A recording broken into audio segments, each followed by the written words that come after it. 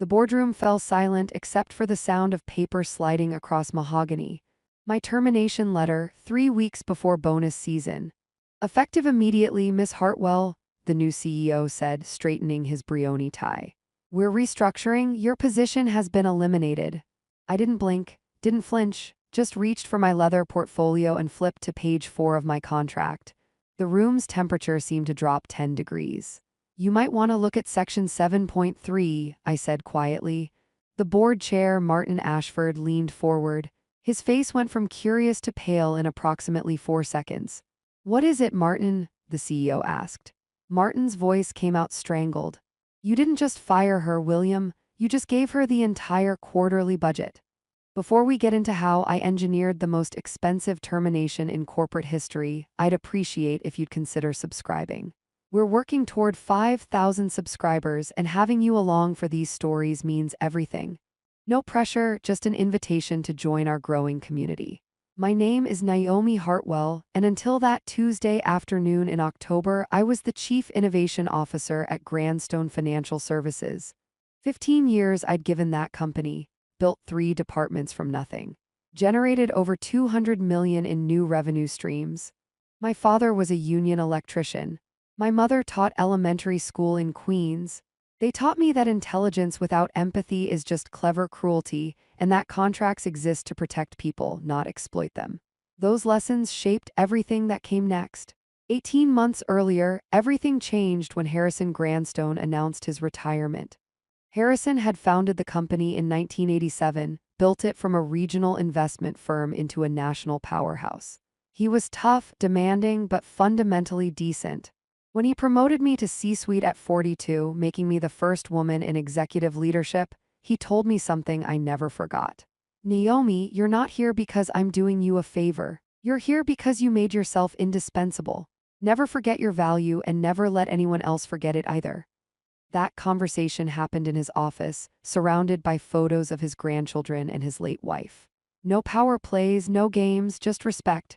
The announcement of his successor came 6 months later. William Blackwood, 38 years old, MBA from Wharton, 3 successful turnarounds at mid-size firms. Wall Street Journal called him the efficiency expert. Fortune called him the hatchet man who makes shareholders rich. I called him trouble the moment I read his bio. The executive team met him during a dinner at the Sterling Club, prime rib and power dynamics. William worked the room like a politician, all charm and firm handshakes. When he got to me, his smile thinned slightly. Naomi Hartwell, the innovation guru, Harrison speaks very highly of you.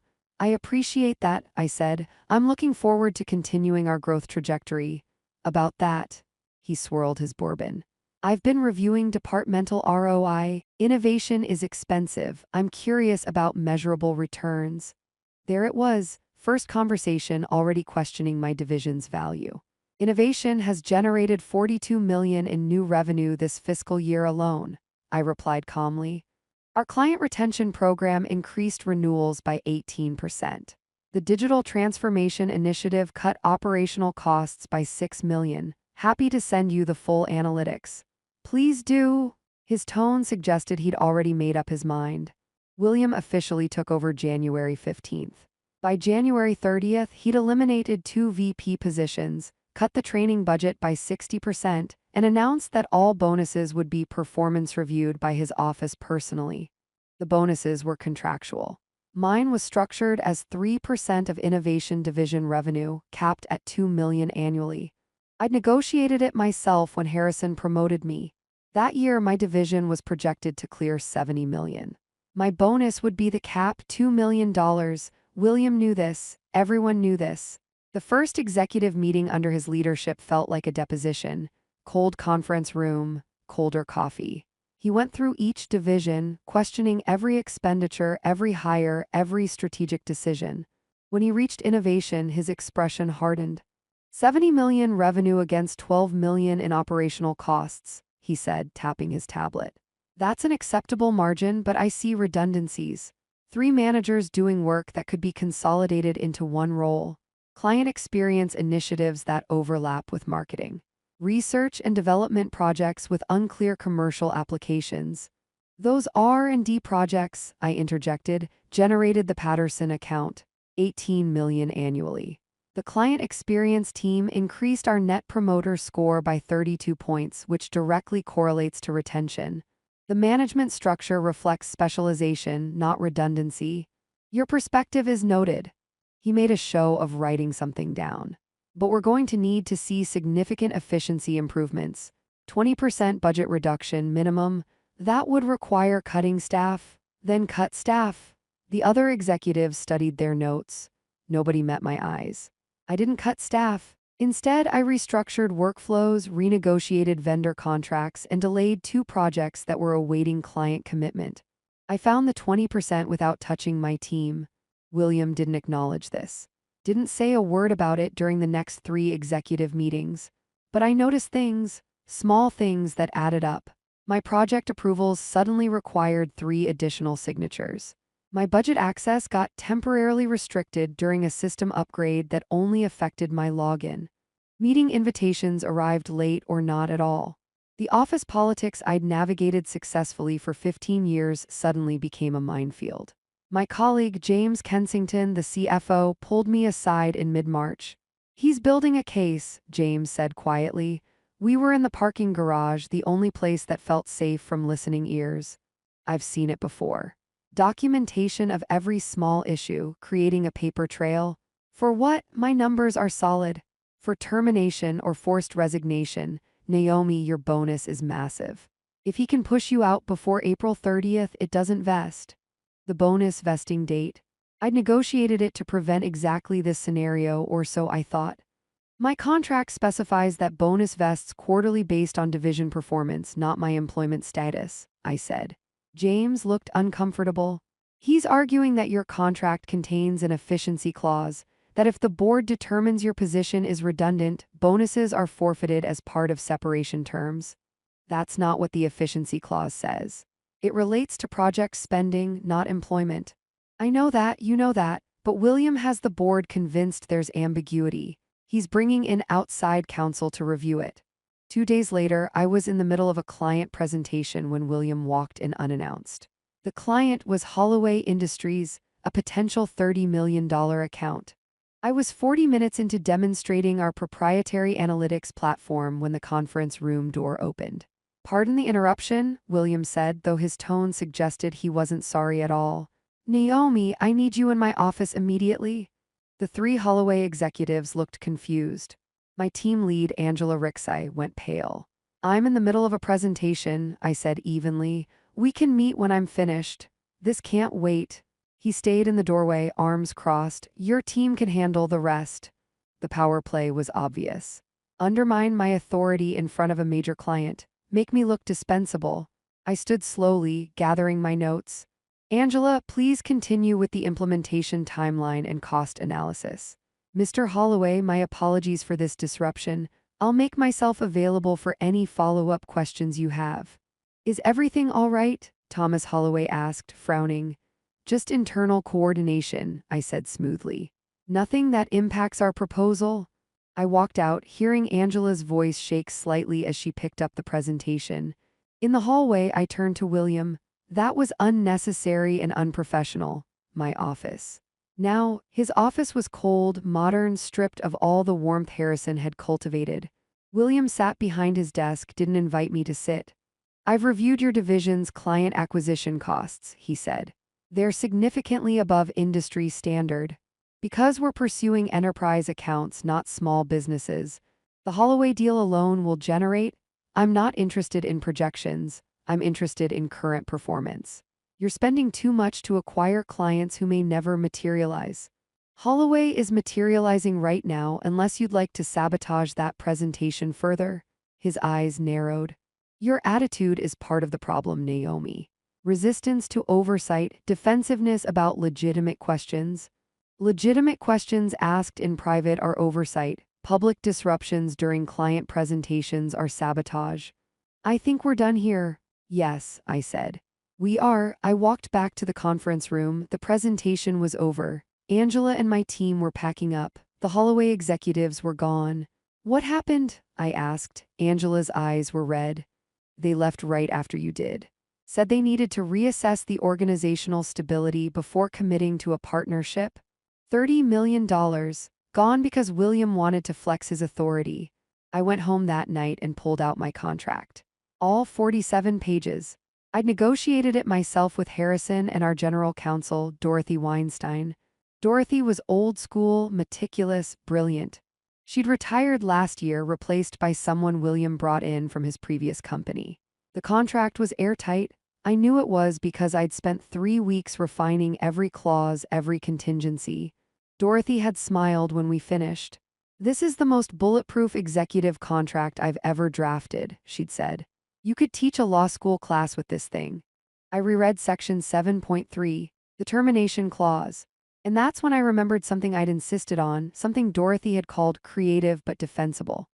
If the company terminated me without cause before my bonus vested, they owed me a penalty equal to 3 times my annual compensation, inclusive of projected bonuses. The logic was simple. If they were firing me to avoid paying earned bonuses, they should pay significantly more for the privilege. Dorothy had argued it might be too aggressive. I'd argued that any company acting in good faith would never trigger it, so what was the harm? Harrison had signed it without hesitation. 3 times my annual compensation. My salary was $800,000. My projected bonus was $2 million. 3 times that total was $8.4 million. I read the clause 15 times that night, looking for loopholes, ambiguities, escape hatches. There were none. The language was crystal clear. Termination without cause prior to bonus vesting triggered the penalty automatically. No discretion, no negotiation. The only question was whether William knew. The next morning, I called Dorothy. She was enjoying retirement in Connecticut, spending her days gardening and serving on nonprofit boards. "Naomi Hartwell," she said warmly, "how's life in the corporate jungle?" "Complicated. Do you have time to talk about a contract clause?" Her tone shifted immediately. Professional, sharp. "Which one?" "Section 7.3, the termination penalty." Silence. "Then what's happening?" I told her everything. The budget cuts, the undermined presentations, the whispered warnings from James, the outside counsel reviewing contracts for ambiguities. "He is trying to fire you before your bonus vests," Dorothy said. "And he thinks he can use the efficiency clause as coverage." "Can he?" "Not legally, not ethically, but he can tie you up in litigation long enough that you might settle just to avoid the fight. That's the play here, Naomi. Make it expensive and exhausting to get what you're contractually owed. The penalty clause doesn't have ambiguity." "No, it doesn't. I made sure of that, but here's what you need to understand. William won't have read that far. Men like him skim contracts, let their lawyers handle the details. His lawyer probably gave him a summary that focused on the efficiency clause and glossed over the penalty provision. So he doesn't know." "He doesn't know," Dorothy confirmed. "And when he finds out, it's going to be spectacular. You need documentation, Naomi. Every interaction, every sabotaged presentation, every unreasonable demand. Build your own paper trail." I started that day. Detailed notes on every meeting, every decision, every incident, time-stamped emails, saved voicemails. I created a cloud folder that automatically backed up to 3 separate servers. April arrived, bonus season officially began. The company was having its best quarter in 7 years, and my division was responsible for a significant portion of that success. The Patterson account exceeded projections. 2 new clients came aboard, bringing in combined revenue of $23 million. Our client retention rate hit 94%, the highest in company history. William said nothing about any of it. Instead, he announced mandatory organizational reviews. Outside consultants would evaluate every division for structural optimization opportunities. The consultants arrived April 8th, 3 weeks before bonuses vested. They interviewed everyone in innovation, asked pointed questions about leadership, redundancy, management effectiveness. I recognized the script. This wasn't an evaluation. It was a justification being constructed in real time. The report came back April 18th. I wasn't allowed to see it, but James slipped me the executive summary. It recommended consolidating innovation functions into existing marketing and business development structures and eliminating redundant executive oversight. Translation: fire Naomi, scatter her team, claim efficiency. The board meeting was scheduled for April 22nd, 8 days before my bonus vested. James warned me the night before. They're voting on restructuring tomorrow. Your position is on the list. I'm sorry, Naomi. I tried to argue the numbers, but William has them convinced this is about modernization and agility. What did the board say about my contract? William's lawyer claims the efficiency clause gives them an out on the penalty. They're prepared to argue it in court if necessary, but they think you'll settle rather than fight. Do they? Something in my tone made James pause. Naomi, what are you thinking? I'm thinking that I negotiated my contract very, very carefully. That night, I couldn't sleep. I sat in my home office, surrounded by 15 years of achievements reduced to bullet points on a consultant's report, awards from industry groups, thank you letters from clients, photos of my team celebrating project launches. My phone rang at 11 p.m. Harrison Grandstone, don't answer any questions I'm about to ask, he said without preamble. Just listen, I still have friends on the board. They tell me William is terminating your position tomorrow. Harrison, I said, don't answer. Here's what you need to know, that penalty clause in your contract, I remember it. I signed it because I knew anyone trying to screw you over deserved to pay for it. William doesn't know it exists. His lawyer skimmed your contract and missed it completely. When you walk into that boardroom tomorrow, you're going to have the nuclear option in your portfolio. Why are you telling me this? Because I spent 40 years building that company on the principle that good work deserves good compensation. William is trying to steal from you to pad his efficiency numbers, and I won't stand for it. You go in there tomorrow and you make him pay for underestimating you. They might fight it in court. Harrison laughed, hard and bitter. Let them try. I'll testify personally about the negotiation. I'll explain exactly why that clause exists and why I approved it. I'll make William look like the corner-cutting mercenary he is. You have my word on that, Naomi. Thank you. Don't thank me, just make it count. He hung up. I sat there, phone in hand, feeling something I hadn't felt in months, not just confidence, clarity. I pulled out the contract one more time and made 4 copies. Highlighted section 7.3 in yellow, tabbed page 4, prepared my portfolio like a lawyer preparing for trial. If William wanted to terminate me to save money, I'd show him what expensive really looked like. The board meeting was scheduled for 2 p.m. I arrived at 1:30, carrying my leather portfolio and 15 years of institutional knowledge they were about to discard to save money. The boardroom was exactly as I remembered from dozens of strategic presentations. Mahogany table, high-backed chairs, windows overlooking the city. Martin Ashford sat at the head of the table, looking uncomfortable. 5 other board members were scattered around. William sat to Martin's right, looking confident. Naomi, thank you for joining us, Martin began. We've asked you here to discuss organizational changes. I understand. William took over, smooth as silk. The company is evolving. We need to be leaner, faster, more responsive to market conditions. The consulting report identified opportunities to streamline executive structure. After careful consideration, we've decided to eliminate the Chief Innovation Officer position and redistribute those functions across existing departments. I see. Your contributions have been valuable, of course. We're prepared to offer a generous severance package, 6 months salary, continuation of benefits, positive references. I said nothing, just opened my portfolio. We understand this is difficult, William continued, but the decision is final. Effective immediately, your position is terminated. We'll need your building access, company equipment, and Section 7.3, I said quietly. William paused. Excuse me, my contract, Section 7.3, termination without cause prior to bonus vesting. I slid the contract across the table, open to page 4. You might want to review it before finalizing this decision. Martin picked it up. His eyes moved across the page. I watched his face change as he processed what he was reading.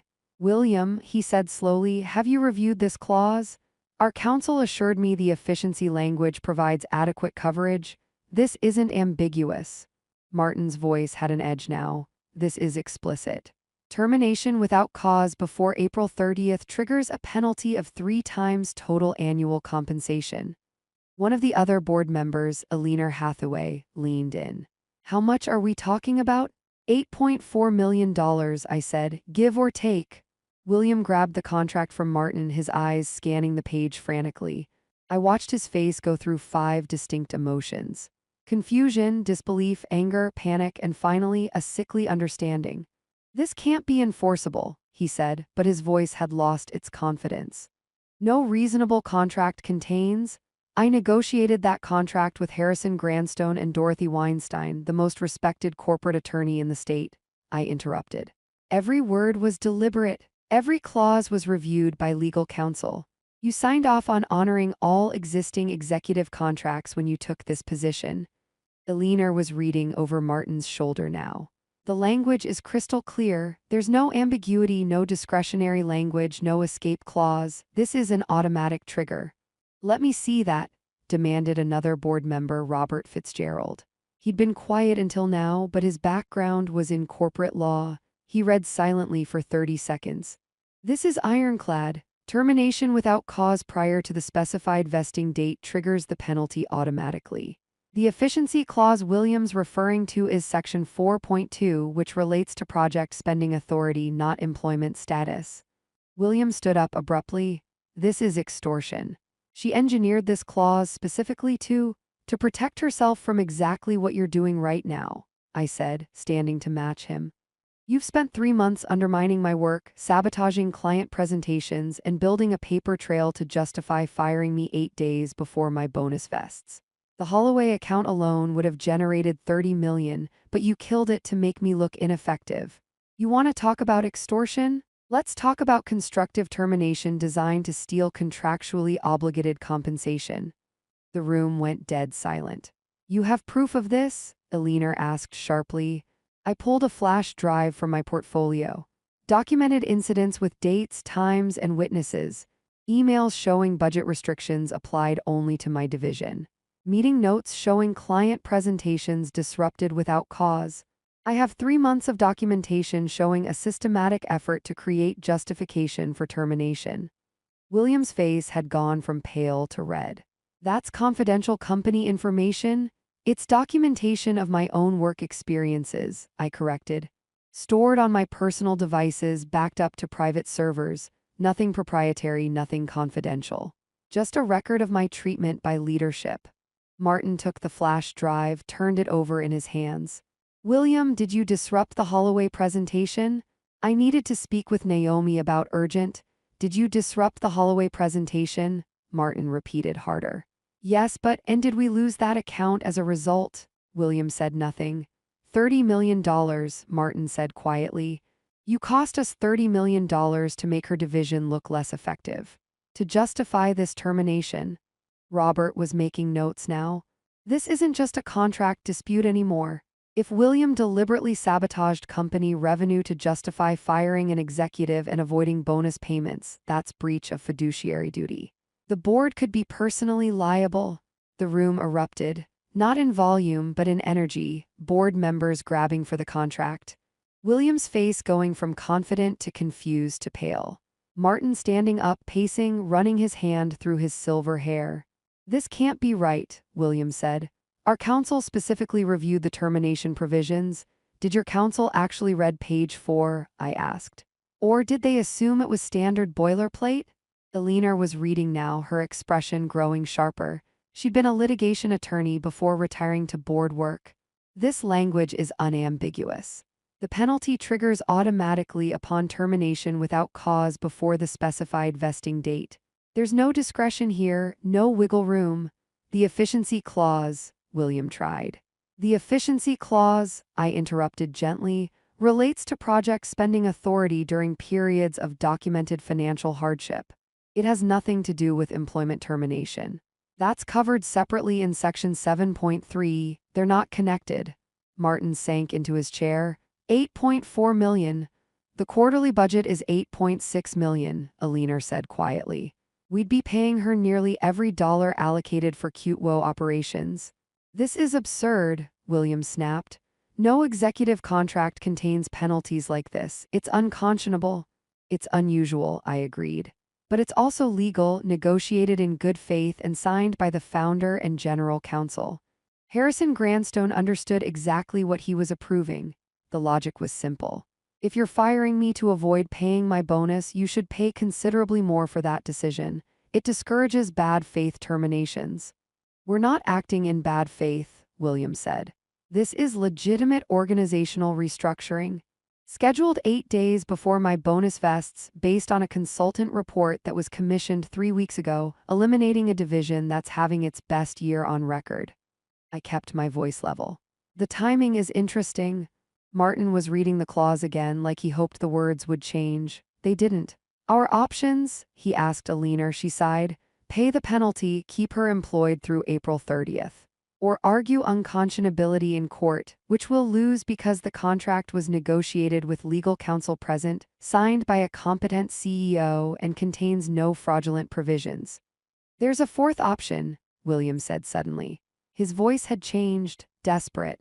We could renegotiate. Naomi, you're a reasonable person. We could restructure your role, adjust the bonus calculation, find a solution that works for everyone. Now you want to negotiate? I asked. 5 minutes ago, my position was eliminated effective immediately.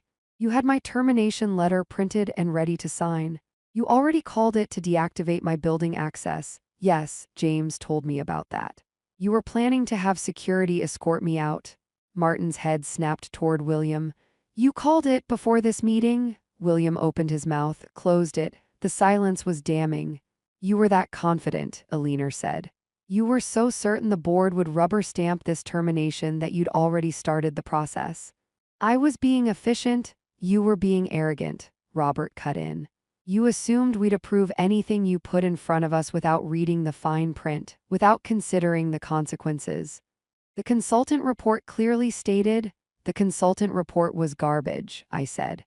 All eyes turned to me. You want to know how I know? Because I called the consulting firm yesterday, spoke to the partner who supposedly signed off on the analysis.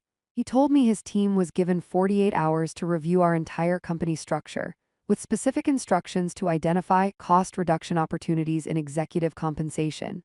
He admitted the innovation division analysis was surface level at best, and that his firm was explicitly told you wanted justification for organizational changes, not objective evaluation. William's face went white. You had no right, I had every right. The consultant report was going to be used to justify eliminating my position. I'm entitled to understand the methodology. And when I mentioned that eliminating my division would mean losing $94 million in annual revenue, the partner was shocked.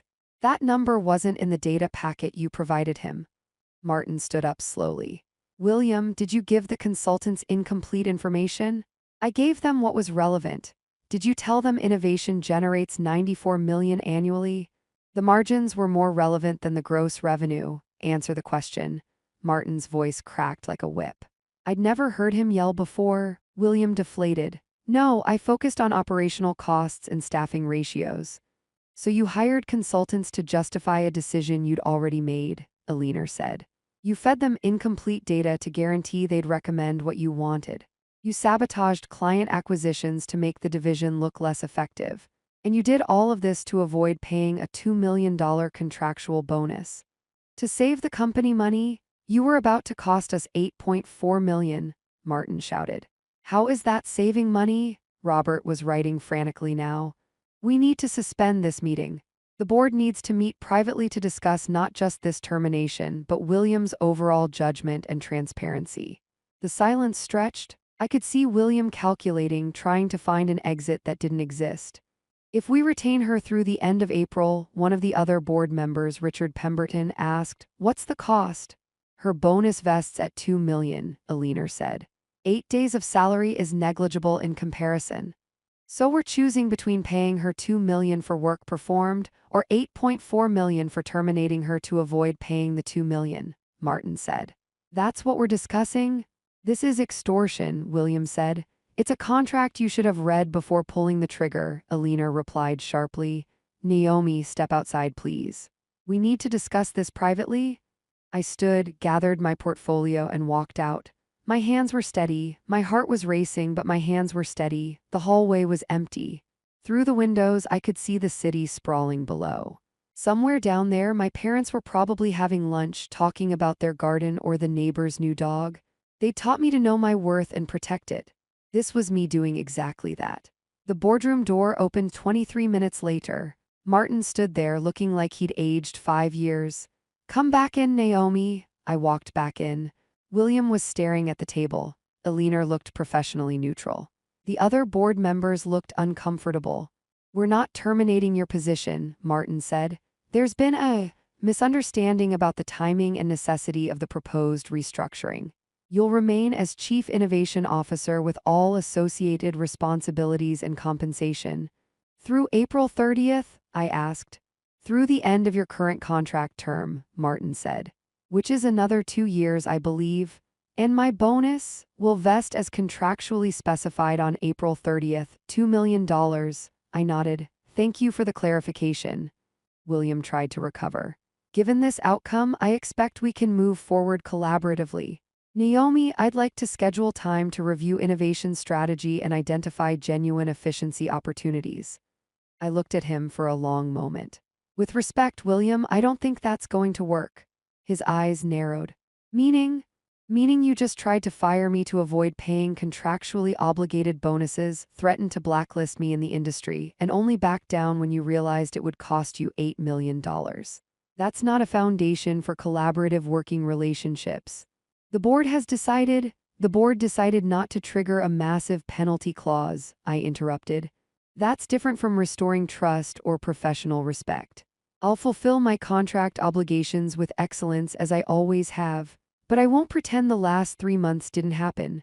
Martin actually smiled slightly. "Noted. William, perhaps we should discuss your transition timeline as well." William's head snapped up. "My what?"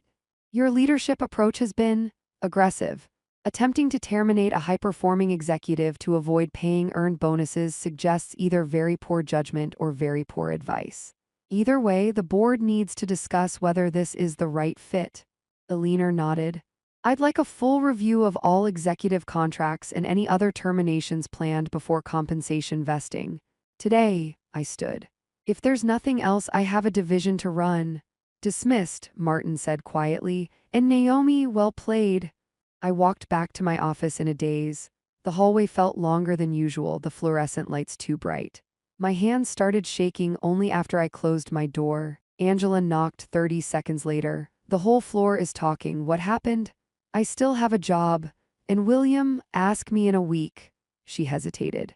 "He came by while you were in the meeting. Told me to start boxing up your office. Said you'd been terminated and I'd be reporting to marketing." The audacity.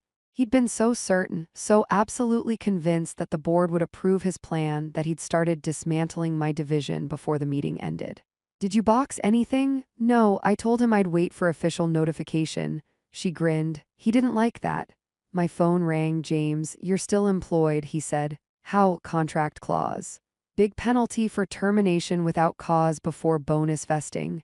He whistled. "How big?" "Big enough that keeping me was cheaper than firing me." William's in Martin's office now.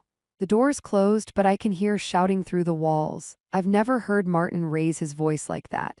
He gave consultants incomplete data to guarantee they'd recommend eliminating my position. That's fraud. That's why Martin's shouting. The next morning, William didn't show up for the executive meeting. His office was dark. His assistant looked nervous when I asked if he was coming in. "He's taking a personal day," she said. William took 3 more personal days that week. When he finally returned, he looked diminished somehow. Smaller. He avoided eye contact in the hallways, didn't attend the Friday all-hands meeting, disappeared early in the afternoons. The news spread through the company like wildfire. Nobody knew the specific details, but everyone knew something significant had happened. The CEO had tried to fire someone and failed spectacularly. The whisper network filled in creative details, most of them wrong, some of them accidentally close to the truth. James found me in my office an hour later. "What happened?" he asked, closing the door. I told him all of it. When I finished, he was grinning. "You built a poison pill into your own contract." "I built accountability," I corrected. "Anyone acting in good faith would never trigger it." Harrison never worried about it for a second because he never planned to screw me over. William triggered it because he was trying to do exactly what it was designed to prevent. "He's not going to last." "No," I agreed. "He's not." William Blackwood resigned 6 weeks later, citing strategic differences with the board. The press release thanked him for his service and wished him well. The reality was Aliner had found 3 other executives he'd planned to terminate before their bonuses vested, all with significant contracts. The board decided he was a liability. Harrison came out of retirement temporarily serving as interim CEO while they conducted a proper search. His first act was calling me into his office. "You used the penalty clause," he said, not a question. "I used the penalty clause?" He laughed, deep and genuine. "I knew you were sharp, Naomi. I didn't realize you were that sharp. When we negotiated that provision, I thought it was theoretical." So did I. But theoretical protections become very real when someone tries to take advantage. The board wants to renegotiate your contract, remove that clause. I felt my spine stiffen. "That's not happening." "Relax." He held up a hand. "I told them absolutely not. You negotiated in good faith, and that clause did exactly what it was designed to do: prevent bad faith terminations. If anything, we should be adding similar provisions to other executive contracts." Harrison leaned back in his chair, the same chair he'd occupied for 40 years before William briefly replaced him. "I want you to do something for me," he said. "The board is spooked. They realized how close we came to an $8 million penalty because William was too arrogant to read a contract thoroughly. They want to understand how this happened. You want me to present to the board?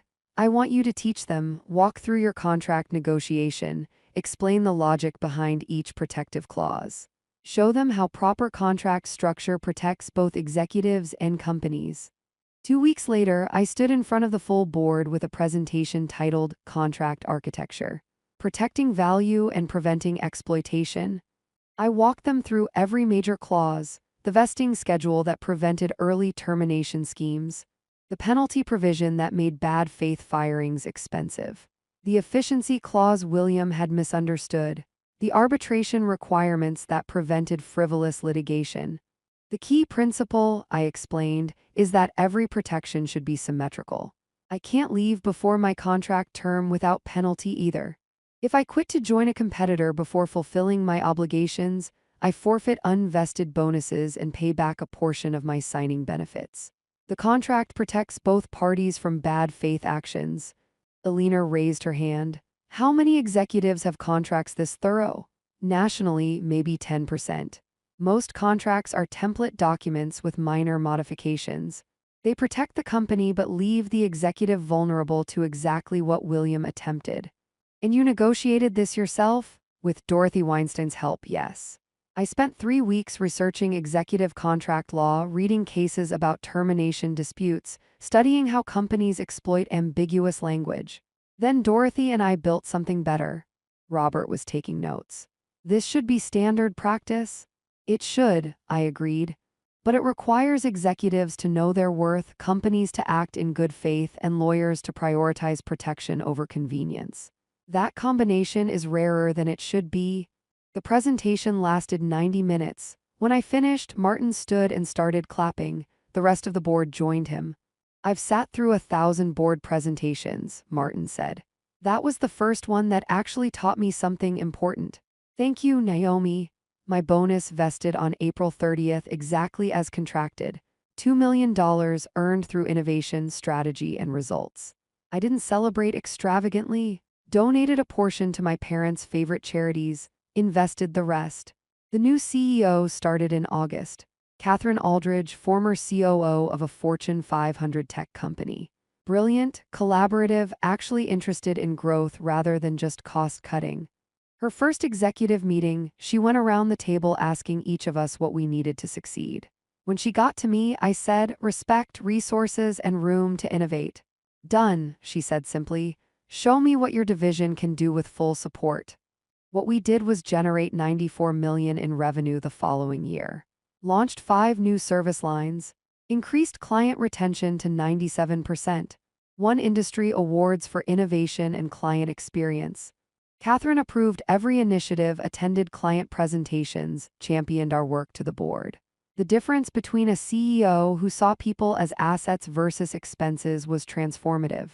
I stayed with Grandstone another 4 years, built the innovation division into the company's flagship department, mentored 12 people into director-level roles, Negotiated contracts for 3 of them that included similar penalty clauses with Catherine's full approval. If we're treating people right, we never have to worry about these provisions, Catherine said. And if we're not treating people right, we deserve to pay for it. The real vindication came 18 months after William's departure. I was at an industry conference in Chicago, networking between sessions, when someone tapped my shoulder. Naomi Hartwell, I turned. A woman in her 50s, professional suit, tired eyes. Yes, I'm Linda Morrison. I was CFO at Whitmore Financial until last month. I heard what you did with your contract penalty clause. News travels. In our industry at light speed. She lowered her voice. William Blackwood became CEO of Whitmore 6 months ago. Last month he tried the exact same thing with me, attempted to terminate me 3 weeks before my bonus vested. My stomach tightened. What happened? I didn't have a penalty clause, my contract was standard template language. He fired me, I lost a $400,000 bonus, and I spent my savings fighting it in arbitration. I'm sorry, don't be sorry, be useful. She handed me her card. I'm starting a consulting practice. Contract negotiation for executives. I want to teach people what you figured out. That protection has to be built in from the beginning. Would you be willing to talk to me about your contract structure? That conversation led to 3 more. Then a dozen. Then I was getting calls from executive recruiters asking if I'd consult with their candidates on contract negotiations. Lawyers reached out, wanting to understand the penalty clause architecture. Industry publications requested interviews about executive compensation protection. I started saying yes.